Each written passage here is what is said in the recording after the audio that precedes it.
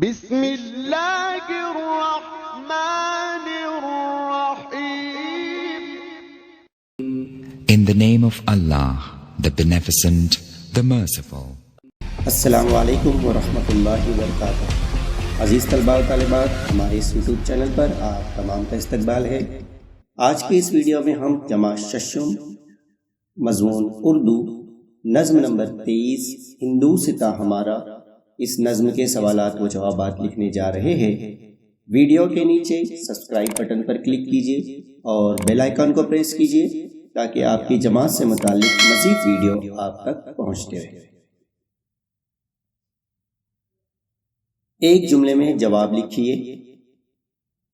سوال نمبر 1، حفیظ جلندری کی طویل نظم کا نام لکھیے.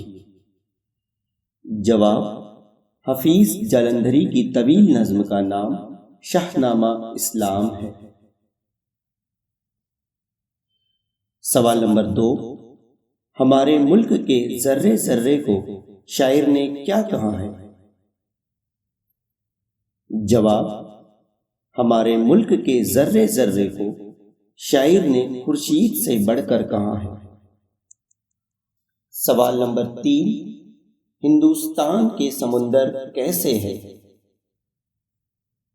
جواب، ہندوستان کے سمندر موتیوں بھرے ہیں.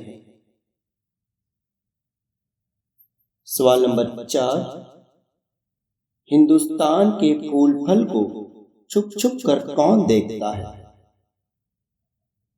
جواب، ہندوستان کے پھول پھل کو چھپ چھپ کر چاند تارے دیکھتے ہیں.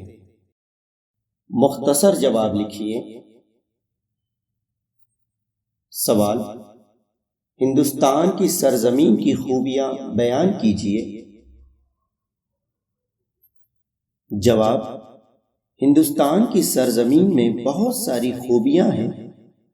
اس کے ذرے سورج سے بڑھ کر روشن، پتھر ہیرے کے مانند، مٹی سونے سے بھری ہوئی، سمندر موتی سے بھرے، پھل رس بھرے، پھول پیارے پیارے اور باغوں میں پرندے چہچہاتے ہیں.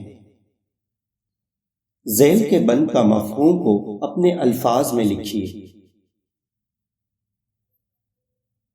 جواب، اس بند میں شاعر نے ہندوستان کی سرزمین کی خوبیاں بیان کی ہیں.